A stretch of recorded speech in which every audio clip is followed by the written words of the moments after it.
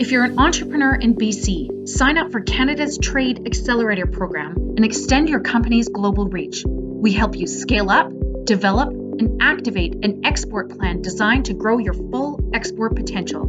The Trade Accelerator program gives BC-based businesses the training and support needed to become a successful exporter. Go to www.wtcvancouver.ca/tap and find out more. Welcome to Canada's podcast, the #1 podcast for entrepreneurs by entrepreneurs. Hello, this is Robert Smigel coming to you today with Vancouver's podcast, a member of the Canada's Podcast Network, where we talk to the entrepreneurs who are making it happen here in Vancouver, British Columbia. Now let's get ready to listen, discover, and engage. Erica Hakonson is a multi-award winning entrepreneur at the helm of the B2B digital marketing agency, Maven Collective Marketing, and co-founder of the SaaS-based tech company, Orchestry Software. Hakonson has been awarded Female Entrepreneur of the Year, Silver Award by the International Stevie Women in Business Awards, Editor's Choice by the Canadian SME National Business Awards, and Top Small Business Female Executive Bronze Award by Databird Business Journal. Erica's passion for marketing and technology has also been published in the Globe and Mail, BC Business, and Canadian SME Magazine. Outside of the office, Hakonson is an outdoor enthusiast residing in the outdoor recreation capital of Canada, Squamish, British Columbia, with her two awesome tiny humans and heroic husband. Well, Erica, welcome to Canada's podcast. Thanks for taking the time today to be here for all our listeners. Thank you so much, Robert. It's my pleasure. Awesome. Squamish. Well, I used to be a Pemberton resident, and the Sea to Sky Highway is one of the best places to live in Canada. And I'm got to tell you, it is the outdoor recreation capital of Canada. That's for sure, isn't it? Yeah, absolutely. And I think you and I had a little preliminary conversation, and Pemberton is one of my favorites. If I could swing it to, I guess in a pandemic, you can work from anywhere, but Squamish and Pemberton are sister cities. We love spending time up there as well. And you have Walmart, and we don't. So that's one of the things that I was always making the drive from Pemberton down to Walmart. Yeah, got to get that. Yeah, it's the big win. Though we try to shop local. There are just some things that Walmart has. Yeah. Okay, cool. Let's get started here. Tell us a little bit more about yourself and give us the details on your current business. Great. A little bit more about myself. Well, like I said, we live in Squamish. I'm originally from Coeur d'Alene, Idaho. For anyone from the inland northwest, they might be familiar. I started Maven Collective back in 2012 as a sole entrepreneur, and it's grown from there to a team of mavens that I'm very proud to be surrounded by. And like you stated, we launched our second business. I launched it with some co-founders this year called Orchestry, who happen to be former clients of Maven Collective that we love to work with. And they asked me to come on as a co-founder, and that's been an awesome ride getting into the product space. So we're actually kind of service and product now, which is an interesting mix. And so what does Orchestry do? So Orchestry is a SaaS-based app. And it's really built for anyone that uses Microsoft 365, which is formerly called Office 365. So anybody that uses things like Word, PowerPoint, and SharePoint and Microsoft Teams, especially with the remote work situation that we're in right now, the amount of apps in that platform has grown and grown and grown. And so we get a lot of, what do I use for what purpose and when? And there's a lot of confusion around that. There's also a lot of confusion on when to use Teams versus when to use SharePoint. And so Orchestry makes work simple in that platform by putting in, different rules and being able to give a much easier kind of self-service situation for both end users and admins. So what it really excels at is, governance and adoption, basically what it is as a platform. Okay, now did you need financing to start your company, and how do you currently make money in the business now? Is it a consulting service? Yeah, so I'm confusingly talking to you about both my consulting service company and then the product SaaS-based company. So Maven Collective, bootstrapped side hustled, um, kind of got it off the ground slowly but surely until I was sure that I could make a full-time gig out of it. And that was completely self-funded. Going into this product endeavor, the other founders and I decided we wanted to stay in control and have a really good direction of our vision. And so we've self-funded that as well. Okay, good. I want you to give us a key piece of knowledge or information about your industry that our listeners can learn from. Just kind of give me something that is kind of layman's terms or something that would kind of define exactly some of the interesting aspects of it. So what I find interesting may not be what everyone finds interesting, but at my core, I'm a digital marketing junkie. Like when you could start to dissect the Google algorithm or how people started to be able to show up for what I search for online. For example, if I search for Canada's podcast, will it be this podcast that comes up first? I would assume you are, a technically savvy bunch and you've put yourself the right keywords in to be able to show up in Google.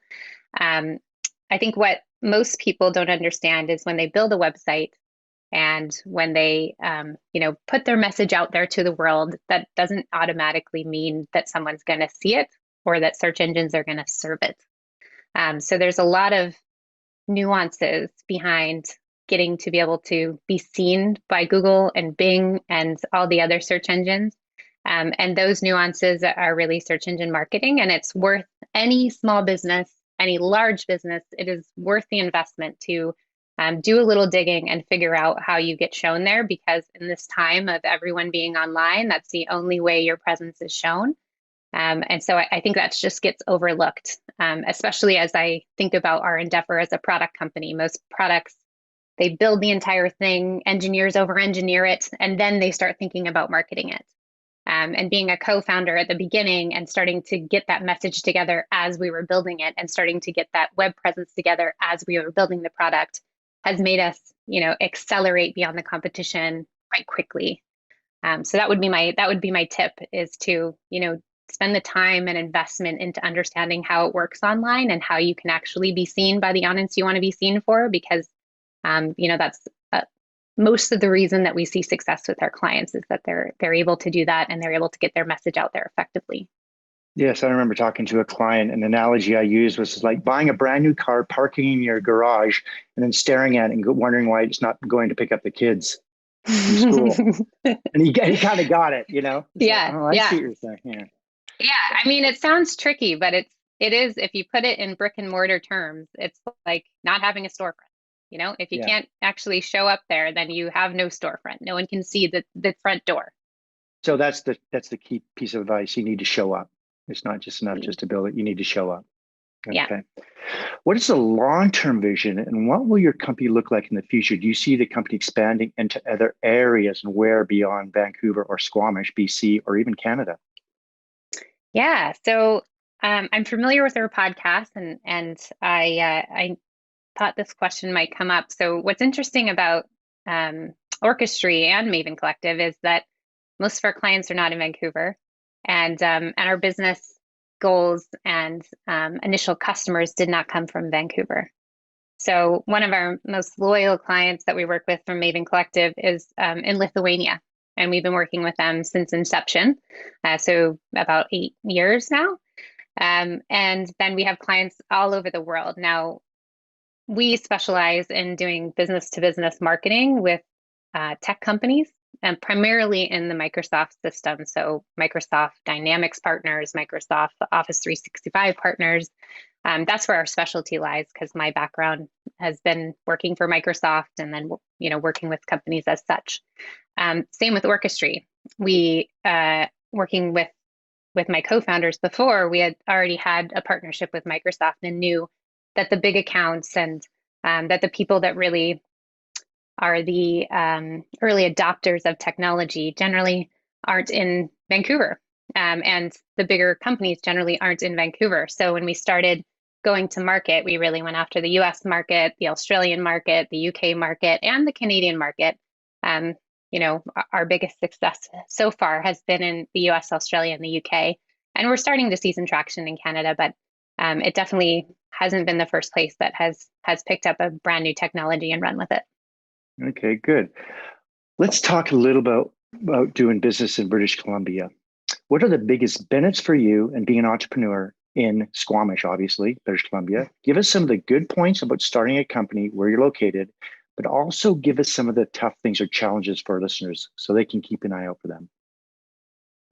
So I would say the advantages of British Columbia, of Vancouver, and our proximity to Vancouver and Squamish is the talent pool that we have here. And just working with clients locally as well, we've just been able to expand our reach and work with some fantastic companies that are genuinely wonderful people to work with. I mean, I'm sure, Robert, you having a background in business, it's always hard to work with clients that you're misaligned on values or misaligned on goals and purposes. And we have found such a great client base here in Vancouver, but that's also turned into co-founders in the second venture.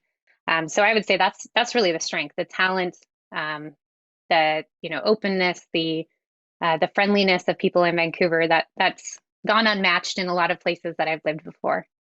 I would say that the downside, and I think other guests have said this to you in the past, is proximity to customers is a little skewed, being way up here in Vancouver when a lot of customers are in the US or say Australia or the UK, which means we're on the phone at 5 a.m. and we're on the phone at 9 p.m. So that can make for long days, but at least technology like this allows us to still interact with clients at those times. So it is a small market. When we're looking at large accounts, they generally aren't coming from Vancouver. So we're having to go, much further out to be able to sustain a business of the size and growth that we want to be. Okay. So you moved here from the US, correct? Many That's years ago? Okay. This next question, I want you to imagine doing it all over again. If you were to start all over again, and you just moved here to Vancouver, British Columbia, but this time you don't know anyone, knowing what you know now, what would you do and how would you go about starting all over again as an entrepreneur? Yeah, I've experienced this. I experienced this actually in 2008. At the end of 2008 is when I moved to Canada. And I left Microsoft after the big recession. Yeah. Well, I left Microsoft to marry my Canadian, and they offered to keep me on, and I said no. I need to go be Canadian. I really don't. I'm going to find my new life, and I had a job when I came. The job totally staled out because nobody was hiring, and I went back to cocktail waitressing, and that's what I did my first almost year as a Canadian. So that was really difficult. I mean, I did have my new husband, and that was a wonderful personal side of my life. But as a career side, it was very difficult to do. I actually went into financial advising and became a certified financial advisor in Canada. That's was a really different career path for me, and I did not enjoy. So that also was a great learning lesson. But what really made it a change for me in Vancouver was when I was able to finally kind of get back to my passions. And then I actually enrolled and did an MBA at SFU in the management of technology. And that opened a lot of doors for me. It created new networks for me in Vancouver. It created a lot of new connections for me in Vancouver. I volunteered also to be on the SFU alumni board. That opened up further doors for me. I also volunteered to speak at different events as I was, asked to share my experience, either, being a non-technical person in a technical program or, being a marketer in technology without a technical background. And that, again, kind of opened more doors. So that's basically how I was able to create a network for myself when I didn't know anyone in Vancouver. And I highly recommend, whether you do that through education, like getting an MBA, or you do it for volunteering and networking, that was another big part of it. But that's kind of what opened the doors for me in Vancouver. Okay, let's talk a little bit about your routine. What does the first hour look like for you when you get up in the morning? Do you have a specific routine or ritual that helps you get motivated to start your day? Beyond the crazy hours, I imagine, that you work. Yeah. You said 5 a.m., 9 a.m. meetings and stuff, but is there anything that kind of gets you going up there in Squamish? Well, Squamish is a phenomenal place to get outside early. So I definitely take advantage of that when the hours allow me to. I love getting in the trails and running. I recently broke my foot, so that hasn't happened in a while. So I've adapted my routine, but exercise is a big part of it. I usually get up, do some exercise early, and do a little meditation. So it's a little something I'm trying my hand at. I would not say that I'm by any means an expert. I have a very busy mind, but giving myself a coffee and some peace in the morning gets me kind of drawn into recognizing before reacting, and then, kind of drawing up my day and making sure that I stay on task with all of the different things we have going on. But those two things are kind of the way that I wake up, and I'm really looking forward to getting back on the trails as soon as I can run as well. Maybe an early morning hike up the Chief. Yeah, well, I definitely do that when I'm not quite to that stage in my recovery yet, but yes, that is often, if I can fit it in, I meet some friends and we do a hike, socially distanced, at 5 a.m. when I don't have calls. It's kind of Squamish's version of the gross grind, the Chief, I think. It is. Yeah. I mean, I used to live in North Van, and I can tell you that I much more enjoy the Chief. It feels like a little less of a grind, and the view at the top is just a huge payoff. Yeah. Canada's Trade Accelerator Program is presented by the World Trade Centre Vancouver. It provides entrepreneurs access to Canada's top exporting advisors, resources, and contacts, and gives the ongoing training needed to become a successful export trader. Go to www.wtcvancouver.ca/tap and find out more. Do you think entrepreneurs have to be weird or unique in a positive way, or are wired differently?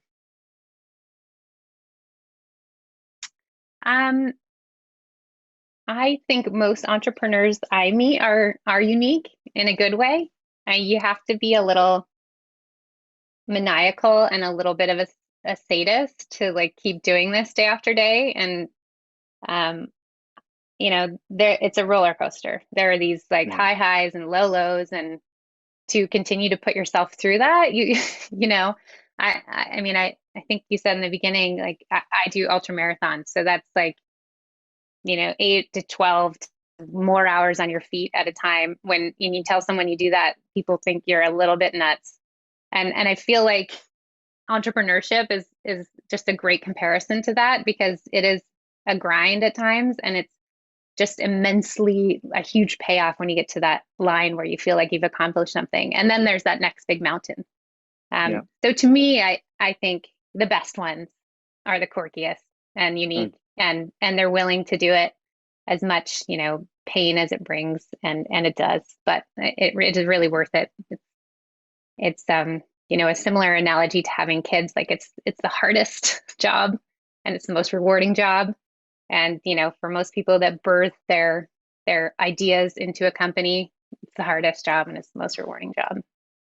Okay, entrepreneurs like to read. What books are you reading now, and why? Or even audiobooks? And can you recommend any books for our listeners who are also aspiring entrepreneurs? I read a lot. So buying books is the one kind of thing that I never feel guilty about. So I have too many. My night table is overrun. And I am usually guilty of running 5 or more at a time.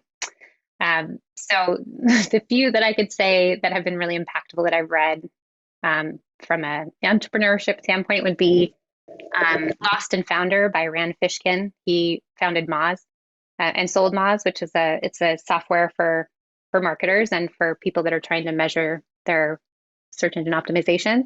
That's a great book. It's a great book that shows you kind of, if you take yourself as a consultant from day one and take yourself as an entrepreneur from day one, what you can project to earn and what that looks like, and also what the pain looks like along the way. So that's a great one. I really like that one. From a marketing standpoint, I think a lot of entrepreneurs have to do marketing at the beginning. They don't have the funding usually to do. They usually have to try it themselves. So a few of those that I think are really great are Why Johnny Can't Brand. That's a fantastic one that kind of gets you into the pillars of branding and the idea of a category of one. And another would be Made to Stick. like how ideas get stuck in people's mind and what those core categories are to get them concrete and cement. And I also like leisure read, mostly nonfiction. So I can recommend a couple more there. I would say anything from Nicholas Kristof, like Tightrope or Half of the Sky. He's an writer for the New York Times, really impactful, moving stuff that he writes and very well researched. And the other one that I'm currently reading that I think most people might be interested in today is A Promised Land by Barack Obama. But if you've read any of others' books, it's a good one as well. Any online or offline tools that you use on a daily basis? We are a fully remote team, both on the Maven side and on the Orchestry side. So we use a ton of tools. So I won't list them all for you. But I'd say the ones that we use on a day-to-day basis, of course, are Microsoft 365, that we use Teams, we use SharePoint, we use so many tools within Microsoft List, Microsoft Planner. We use Orchestry, of course, because that fits within the tools that we use. For project management, we use Asana. That works really well, both from like a long-term project planning and a short-term task perspective. Another one that Microsoft just came out with that I have found really helpful to analyze your website performance or digital performance is called Microsoft Clarity. And they just rolled that out within the last couple months, but it's like heat mapping and tracking, and some of the other tools that used to do this for us that are paid are like Crazy Egg or Hotjar or Lucky Orange, and they all sat separately, but this actually kind of goes into the Microsoft Bing webmaster tools and is able to give you a lot more of that, kind of like Google Search Console, but a lot more of a visual view of how people are clicking and scrolling on your site, and it's really interesting. Okay, let's talk a little bit about other things that you'd like to do. If you weren't doing what you do now, what would you like to do for a profession? If you can see behind me, I love music. So I would do more of that. Perhaps singer-songwriter. I've always kind of had that music gene in my back pocket, and I can't seem to shake it. So it's what I, besides getting outside, I spend a lot of time playing music and enjoying music. So recording artist. I don't know that I would be the artist, but maybe I would contribute the songs to the artist. Okay, publisher, song publisher. Maybe. What kind of a job would you not like to do? Couldn't do it.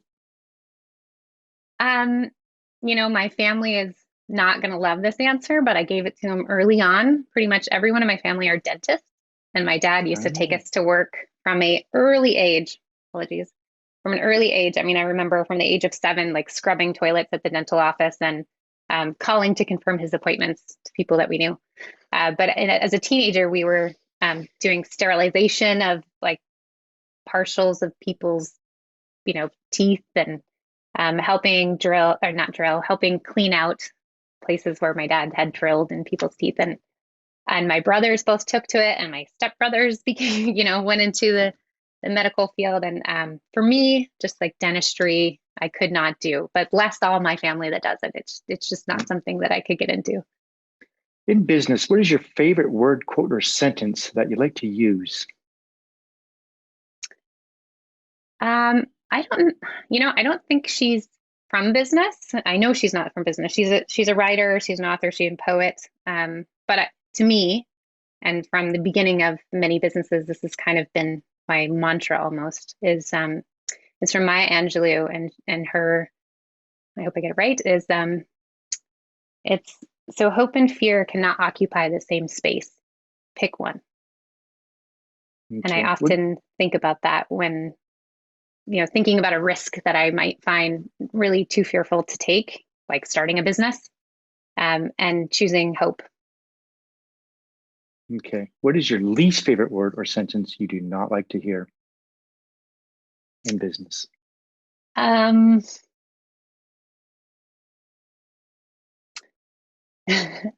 me, it's often like it's immeasurable. The outcome is immeasurable, and it's worth it. What is worth it cannot be measured. Often that's what we hear marketers say that don't do the data behind the marketing. And so that for me, when I go into a room like that, it's just it hurts my head a little bit. I know that there's a way to be able to measure things, and it's often, just putting the right tools and processes in place to be able to do that. And so that's half the battle, enjoying that part of it. If you had to pick one or two words to describe yourself, what would it be and why? Mm. um, I think early on in my career, I might have said something creative, which I probably still am, but more in the roles that I am now, I would say that I am supportive and I try to be the best support for my teams, and empathetic, like recognizing that no matter what, everyone is human and everyone makes mistakes. And, as long as you work together, you can, push past whatever is thrown your way. And I think that that's often a tool that's overlooked in business. Okay. Anything keeping you up at night these days?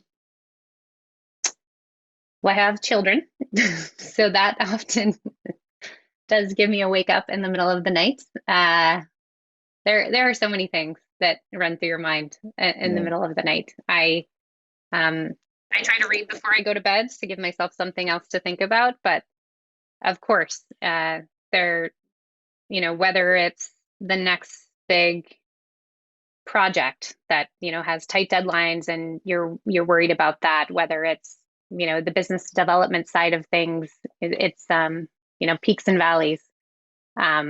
Whether it's a big presentation that you're giving to an entire global team at a company, it's a lot of things. But some of the things that we mentioned earlier, reading at night, having a good ritual in the morning, so that just kind of helps you feel more prepared and feel like you can accomplish those things. And again, like, can't say enough about having a great team that you can rely on, bounce ideas off of, and even say when you're struggling and having some fear around those things or anxiety around those things, and getting the help you need.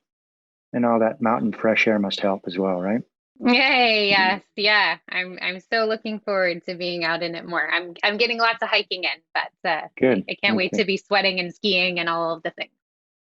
I want you to give us the top three things on your inspired life list. This could be if you want to travel more, entrepreneurship, or as far as philanthropy. Do you want to write a book? Anything like that is kind of outside of the entrepreneurial workings day to day? Anything that you'd like to strive to do?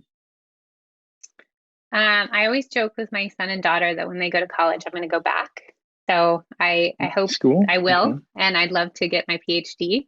Not to just say I could get a PhD, but I've always wanted to teach, and I would love to be able to do that sometime in the future when I have a little more time.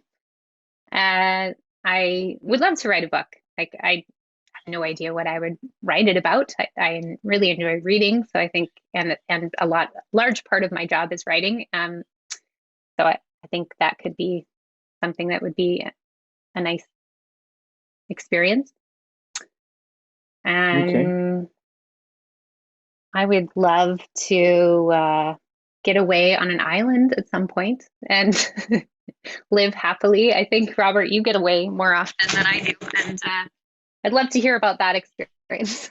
Yeah, I can tell you lots of island stories, that's for sure. Do you have any advice that you may have received that you can pass on to entrepreneurs throughout Canada? Yeah, I remember the year that I was, I said that I started Maven Collective kind of as a side hustle, that I was trying to figure out if I could make it a full-time gig. I was pregnant with my second kid and knew that, like, commuting every day and having my daughter away and care every day was going to be hard for us. But trying to get myself out of the fear mode of, like, what if I fail? Like, what if I start this thing and I fall on my face? And I had two good friends that were already entrepreneurs that just looked at me. One said, what are you fearing? Like, you're fearing that you're going to fail and then you're going to go back and get a job and do what you do right now. And I was like, yeah, I mean, I guess that is the worst that could happen, is that I go back and do what I do right now. And the other one had said, look, there's just, you've done this as a side job for so long, for 4 years. You can't do any worse than what you're doing right now. And if you had to be able to do it full time, all you would give yourself is more time to be successful. So, give yourself a try. Someone's got to bet on yourself, and it's got to be you. And I'm so thankful that both of them spoke up and gave me the confidence I needed to, potentially fall on my face. But so far that hasn't happened. Take the risk, go for it, I guess is the message to be communicated here. Okay, Erica, you ready to have some fun? I think so. Okay, you did mention that you like to go to a tropical island, and we're going to take you away to one right now. There's a small tropical island just off of Fiji that only has one phone booth there. There is no internet. This place does exist. We're going to drop you off there. You won't have a computer or a smartphone or a tablet. You can use the phone booth located there anytime to call the boat. We'll come pick you up. How long would you last before you made that call? And what would you do while you were there? I have a clarifying question. Okay. Can my husband and children come? Yeah, you can bring here anyone you want. There's just no internet. Okay. So I get to have my family with me. Yeah. And would I know ahead of the boat coming to pick me up that I would be gone? We're going to drop you off. The boat's going to come. They're going to drop you guys off, and they're going to sit outside the shore for probably about a mile out and wait for you. Okay. So I'm going to make an assumption that I could actually say to my team, I'm going to be away. I don't know when I'm going to come back. And here are all the things that you can do while I'm gone. And then I could disappear. If that's the case, I could last a very long time. That sounds you wouldn't get the itch to turn on the phone and trying to log in or anything like that? No interest into we spend a lot of our free time getting off the grid. So like we did our first backpacking trip with our kids this summer, and it was amazing, to no cell service area, to, the only thing that I would want is my camera so that I could capture the moments that we create. It's a little bit of digital detox there already. I'm in the woods. If I'm not online and working, I'm in the woods. That is my happy place. But an island would also be my happy place. So I don't know. We could see how long I last. I'll be the first one to volunteer. Let's find out. I've had several entrepreneurs answer that question. Tell the boat not to go too far. Yeah, I'm the opposite. If you could just keep going, I want to pretend that there's nobody else here. Okay, let's wrap things up. How can our listeners get hold of you? And is there anything you'd like to add before you leave us today?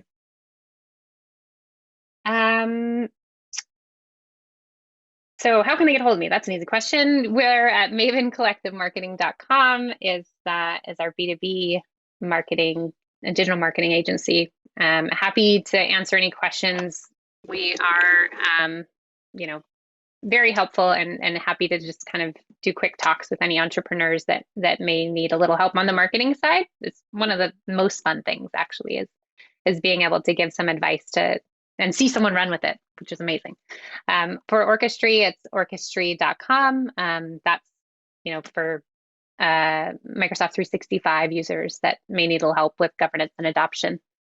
The last thing that I would leave you with is, the best advice I ever got by an entrepreneur was to take a chance on yourself, and no one deserves it more than you.